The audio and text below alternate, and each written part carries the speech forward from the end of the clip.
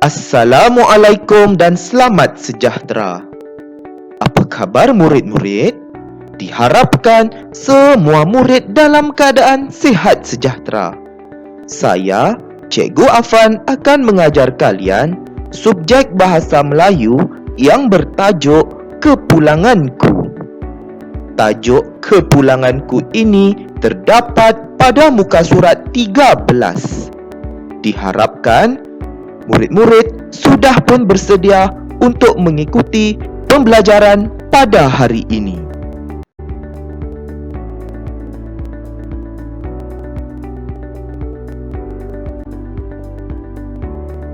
Standard pembelajaran pada hari ini iaitu 3.4.1 menulis perkataan dan frasa dengan menggunakan ejaan yang tepat secara imla'.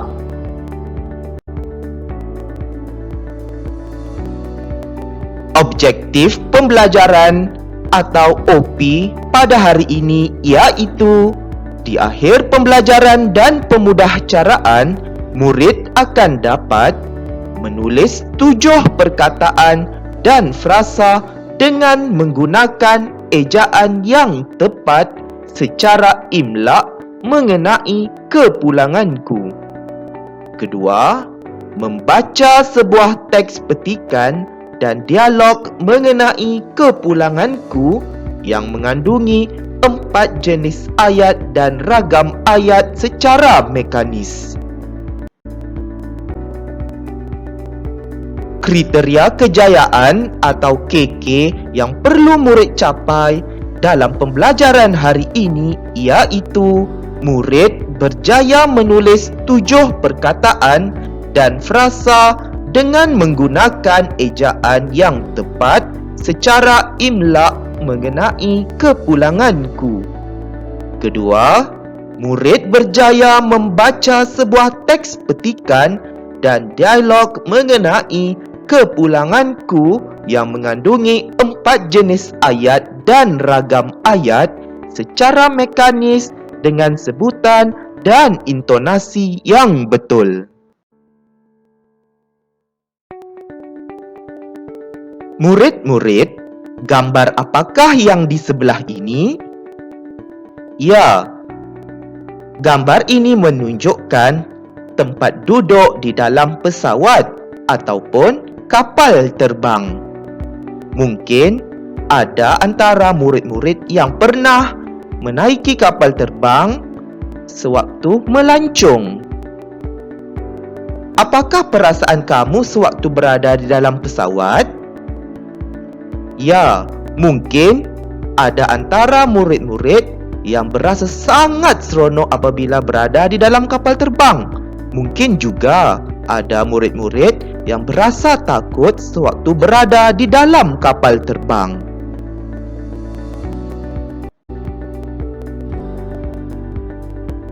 Seterusnya, sila baca teks petikan di sebelah ini secara mekanis dengan sebutan dan intonasi yang betul. Kemudian, fahami maksud teks petikan tersebut. Oleh itu, mari ikut cikgu untuk membaca teks petikan kepulanganku ini dengan sebutan dan intonasi yang betul. Kapal terbang yang dinaiki Jianling terbang tinggi di angkasa. Dalam tempoh 5 jam lagi, Jianling akan menjejakkan kaki di tanah airnya semula. Sepanjang penerbangan itu, Jianling tidak dapat melelapkan mata. Kerinduannya terhadap kaum keluarga di Malaysia kian membara. Wajah ibu bapanya yang amat dikasihi sering menjelma dalam ingatan.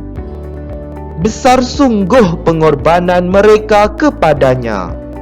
Kejayaan yang dicapainya pada hari ini merupakan hasil asuhan dan titik peluh mereka. Fikirannya terus melayang jauh. wajah adiknya Jian Hui pula muncul dalam ingatan. Gurau senda mereka membuatkan Jiang Ling tersenyum sendirian.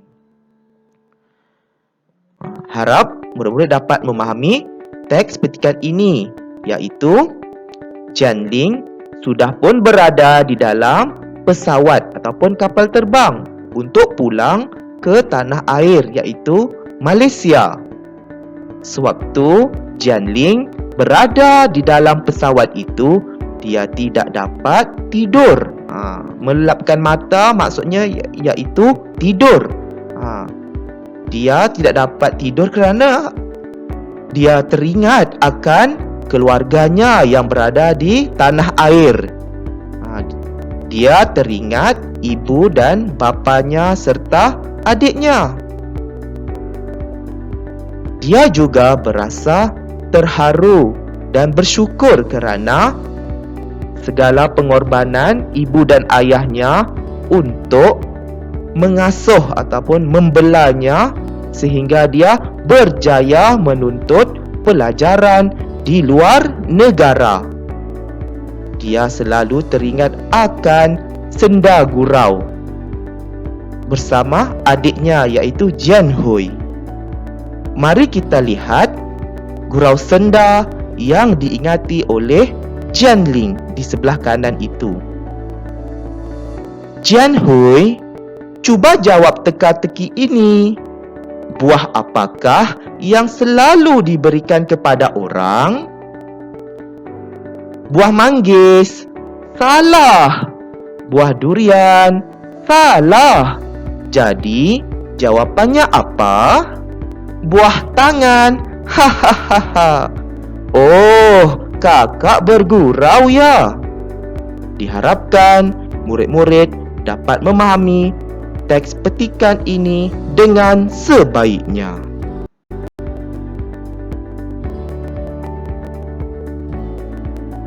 Baiklah murid-murid, berikut merupakan contoh jenis ayat dan ragam ayat yang terdapat dalam teks petikan tadi. Kita lihat dalam rajah yang telah cikgu tunjukkan ini terdapat 4 jenis ayat dan ragam ayat. Yang pertama, ayat penyata. Contohnya, besar sungguh pengorbanan mereka kepadanya. Ini merupakan ayat penyata. Yang kedua, ayat tanya. Jadi, jawapannya apa? Ini merupakan ayat tanya. Murid-murid lihat di situ apa ditulis di hujung ayat tanya. Jadi di sini partikel kah itu digugurkan. Kalau ayat yang biasa, ayat tanya yang biasa. Jadi, apakah jawapannya? Apabila murid-murid menggunakan partikel kah, murid-murid perlu menulis kata tanya itu bersama kah tadi di hadapan ayat tanya. Apabila murid tidak mahu menggunakan partikel kah, maka kata tanya itu mestilah berada di akhir ayat tanya. Seperti yang itulah cikgu tunjukkan. Yang ketiga, ayat seru.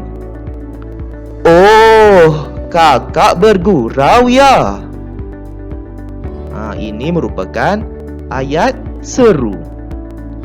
Dan yang terakhir merupakan ayat perintah. Dalam ayat perintah ini merupakan jenisnya iaitu ayat suruhan. Kita lihat ayatnya. Jian Hui, cuba jawab teka-teki ini. Di sini kita nampak Jian Ling menyuruh adiknya Jian Hui untuk menjawab teka-teki. Jadi di sini kita nampak kata kerjanya iaitu cuba.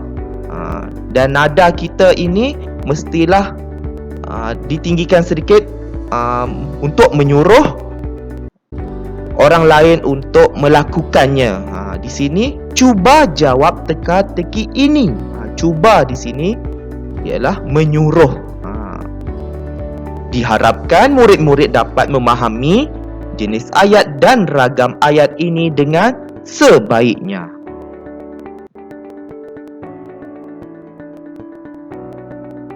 Baiklah murid-murid, sekarang mari kita lihat aktiviti yang kedua, iaitu perbezaan perkataan dan juga frasa. Oleh itu, apakah perbezaan antara perkataan dengan frasa? Di sini, cikgu ingin menjelaskan perbezaan antara perkataan dengan frasa seringkasnya supaya murid-murid dapat faham antara perkataan dengan frasa. Untuk pengetahuan murid-murid, perkataan merupakan unit terkecil dalam struktur ayat. Maksudnya, perkataan ini merupakan perkara paling asas dalam pembinaan ayat. Contohnya di sini, cikgu sudah tunjukkan. Pertama, penjual. Penjual merupakan kata nama. Yang kedua, menaiki. Merupakan kata kerja. Yang ketiga, pandai. Merupakan kata adjektif. Dan yang keempat, di. Merupakan kata sendi. Untuk pengetahuan murid-murid, perkataan ini menjadi inti kepada pembentukan frasa. Oleh itu, frasa terdapat 4 jenis. Pertama, frasa nama ataupun FN. Kedua, frasa kerja atau FK. Yang ketiga, frasa adjektif, iaitu FA. Dan terakhir, frasa sendi nama, iaitu FSN. Seperti yang cikgu telah jelaskan tadi, perkataan ini menjadi inti kepada frasa. Kita lihat maksud frasa terlebih dahulu. Frasa gabungan beberapa perkataan. Berbanding perkataan tadi, perkataan itu ialah unit terkecil. Maksudnya hanya satu sahaja perkataan. Kalau frasa gabungan beberapa perkataan, mungkin ada 2 ataupun 3 perkataan dalam frasa. Mari kita lihat contoh-contoh frasa. Yang pertama, penjual kuih muih. Ini merupakan frasa nama. Kerana apa ya? Kerana frasa ini mengandungi inti. Inti iaitu struktur utama yang membentuk frasa. Inti di sini iaitu kata nama penjual.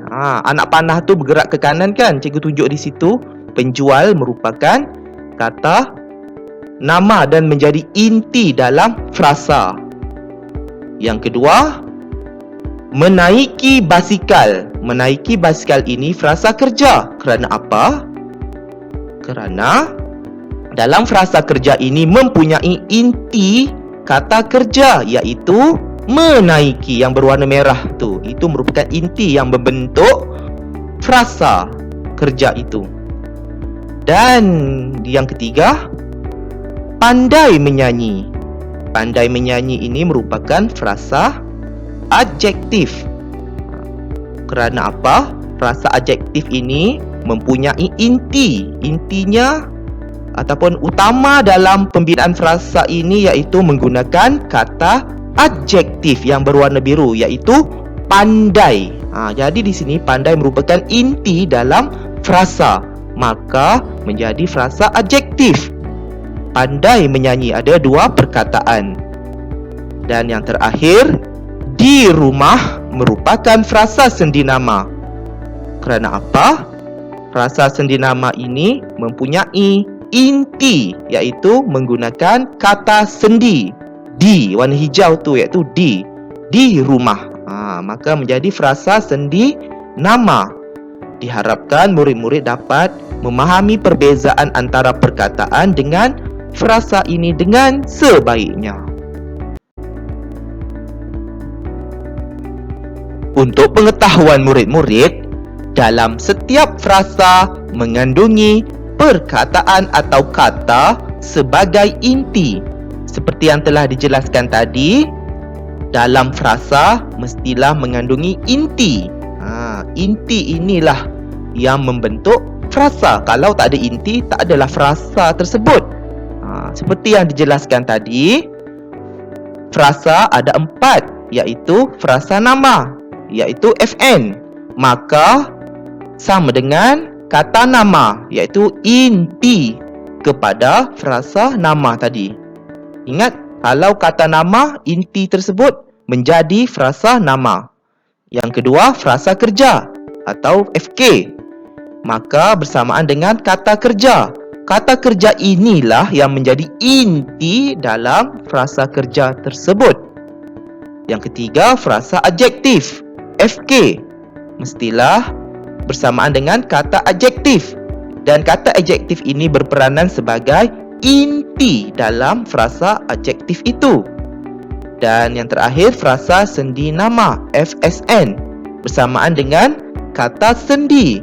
Dan kata sendi ini sebagai inti untuk membentuk frasa sendi nama.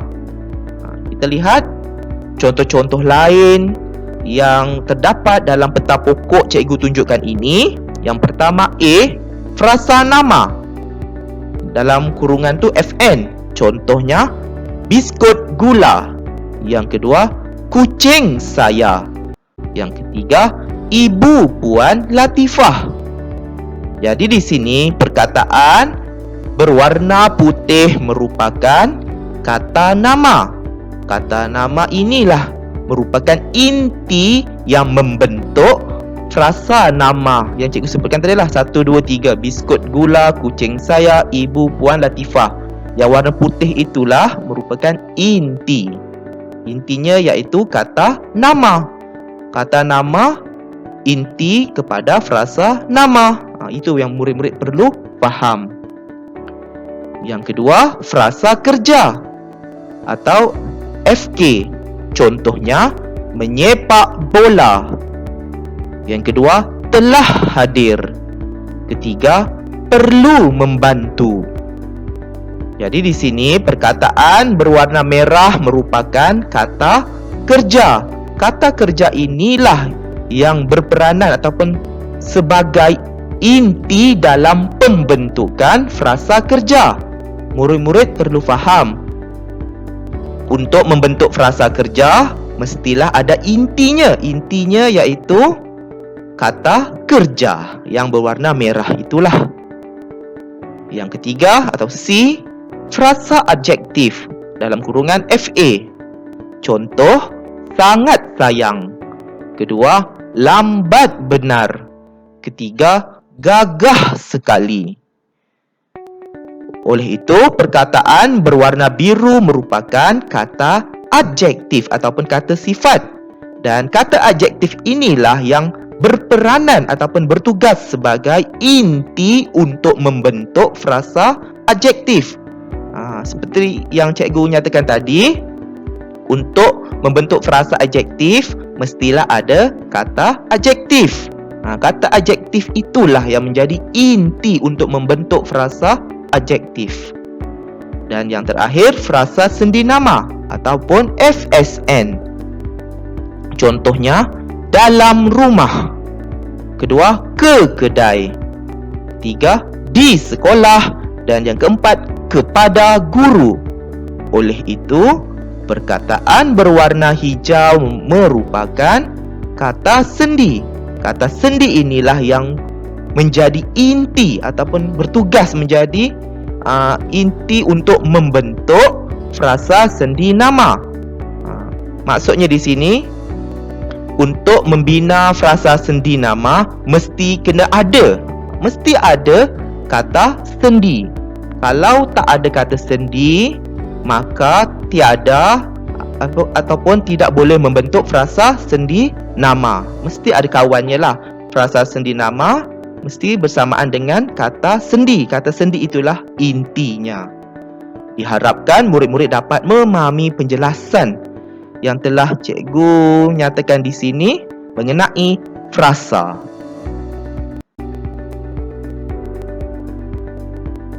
Baiklah murid-murid, sekarang mari kita lakukan aktiviti yang ketiga, yaitu mari lakukan aktiviti imla berdasarkan teks petikan yang telah kamu baca tadi. Murid perlu mendengar dengan teliti perkataan dan frasa yang disebutkan oleh guru. Kemudian, tuliskannya dalam peta buih ini. Oleh itu, diharapkan murid-murid sudah bersedia untuk menyediakan buku tulis, pemahaman dan juga alat tulis untuk mencatatkan perkataan dan frasa yang cikgu akan sebutkan nanti. Adakah murid-murid sudah bersedia untuk mengimlak perkataan dan frasa? Bagus. Oleh itu, murid-murid perlu mendengar perkataan yang cikgu sebutkan ini dan menulisnya dalam peta buih seperti yang kamu nampak inilah.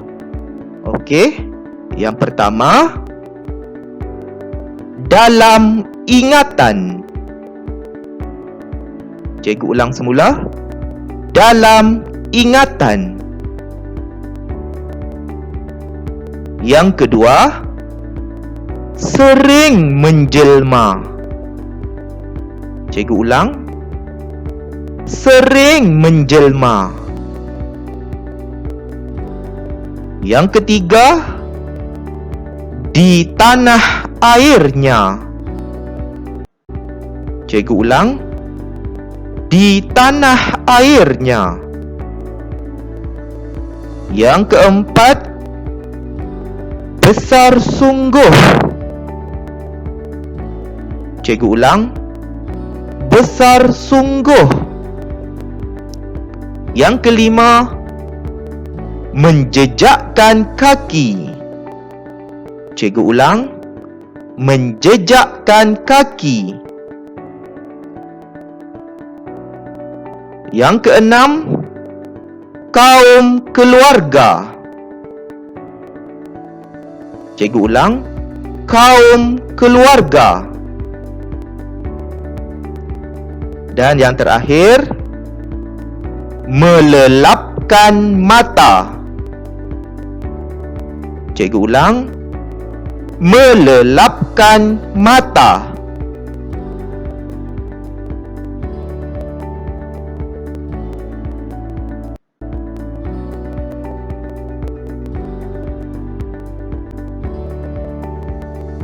Baiklah murid-murid, sekarang mari kita semak bersama-sama mengenai perkataan dan frasa yang diimlakkan tadi. Adakah jawapan kamu semuanya betul? Tahniah kepada murid yang telah berjaya mengimlak perkataan dan frasa yang telah cikgu sebutkan tadi. Kepada murid yang belum berjaya, sila cuba lagi aktiviti 3 ini. Untuk pengetahuan murid-murid, perkataan yang bergaris itu merupakan inti bagi frasa, iaitu FN, frasa nama, FK, frasa kerja, FA, frasa adjektif, dan FSN merupakan frasa sendi nama. Kita lihat dalam peta buih ini. Yang pertama, dalam ingatan. Dalam ingatan ini merupakan frasa sendi nama kerana terdapat intinya, iaitu kata nama. Intinya dalam. Dalam inilah membentuk frasa sendi nama. Yang kedua, sering menjelma merupakan frasa kerja. Lihat di situ, menjelma. Menjelma merupakan kata kerja. Kata kerja inilah yang membentuk frasa kerja. Yang ketiga, di tanah airnya merupakan frasa sendi nama. Dalam ayat ini mengandungi inti. Intinya kata sendi, iaitu di. Yang cikgu gariskan itulah di. Maka di inilah membentuk frasa sendi nama. Yang keempat, besar sungguh. Ini merupakan frasa adjektif kerana terdapat kata adjektif iaitu besar. Besar inilah yang menjadi inti dalam frasa adjektif.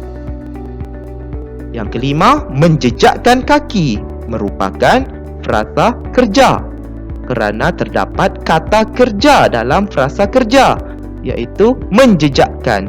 Menjejakkan inilah yang menjadi inti dalam frasa kerja. Yang keenam, kaum keluarga. Kaum keluarga ini merupakan frasa nama. Jadi di sini terdapat kata nama iaitu kaum. Maka membentuk frasa nama.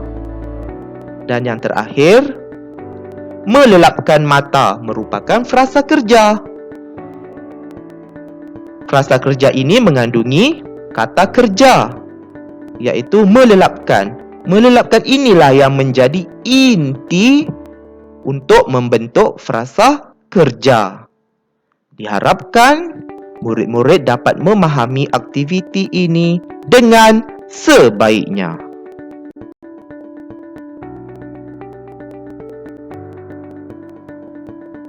Semoga kita dapat bertemu lagi dalam pengajaran dan pembelajaran di rumah pada hari yang lain.